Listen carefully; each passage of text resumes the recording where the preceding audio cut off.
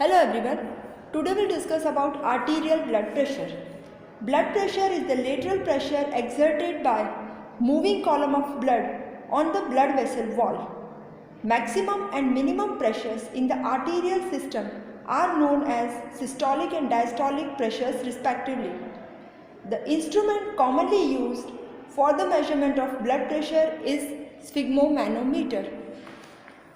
Sphygmomanometer consists of an inflatable flat rubber bag covered by a non-distensible cloth envelope called Riva-Rocky cuff.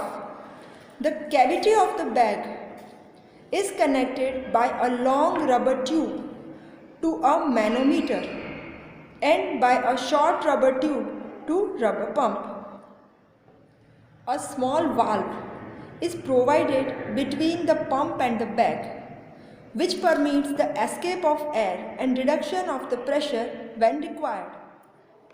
The manometer is a U-shaped tube, one limb being broader than the other. The broader limb is the reservoir for mercury, and the narrow limb is graduated from 0 to 300 mm, with the smallest division corresponding to a reading of 2 mm of mercury. Inflatable bag dimensions. Length to width ratio is 2:1. Therefore, wider cuff should be used to record blood pressure in obese individual and in lower limbs, and small cuffs should be used to record blood pressure in children. During blood pressure measurement, following precautions are required. The subject should be given at least few minutes rest. No tight clothing is advisable. The arm of the subject should be completely exposed and kept at heart level. Keep the cuff at heart level of the subject. While tying the cuff, please take care. Middle of the inflatable bag should be just above the brachial artery. The cuff should neither be too tight nor be too loose. This way we can tie the cuff. The initial mercury mark must be at 0. Inflate the cuff in between measurements to avoid venous congestion. Procedure: apply the cuff as we have described to the arm with the middle of the cuff over the inner side of the arm with its low edge 2 cm above the elbow. Starting with palpatory method. Palpate the radial pulse. Inflate the bag gradually till the pulse at wrist disappears. Then deflate the cuff very slowly and note the pressure at which first pulsation appears over the radial artery. This is systolic blood pressure.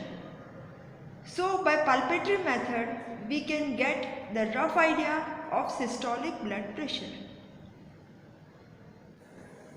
Advantage of palpatory method. Auscultatory gap, if present, is not missed in the auscultatory method when blood pressure is recorded by palpatory method before auscultatory method. Next is auscultatory method. Apply the stethoscope lightly over the brachial artery located by palpation.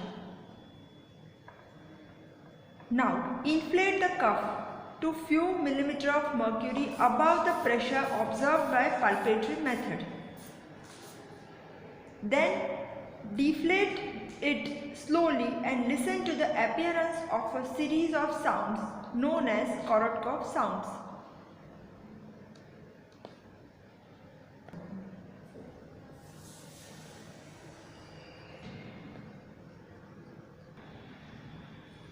The pressure at which the sound appears is the point of systolic pressure, and the point at which sound muffles or disappears is the measure of diastolic blood pressure. Korotkov sounds. when the pressure in the cuff is progressively lowered, the sounds undergo a series of changes in their quality and intensity. They are heard in 4 different phases. These sounds are known as Korotkov sounds. Appearance of faint tapping sound is recorded as systolic blood pressure. As you lower down the mercury column, gradually the sound becomes murmurish. Then it becomes loud and clear sound, and then it becomes muffled and finally disappears.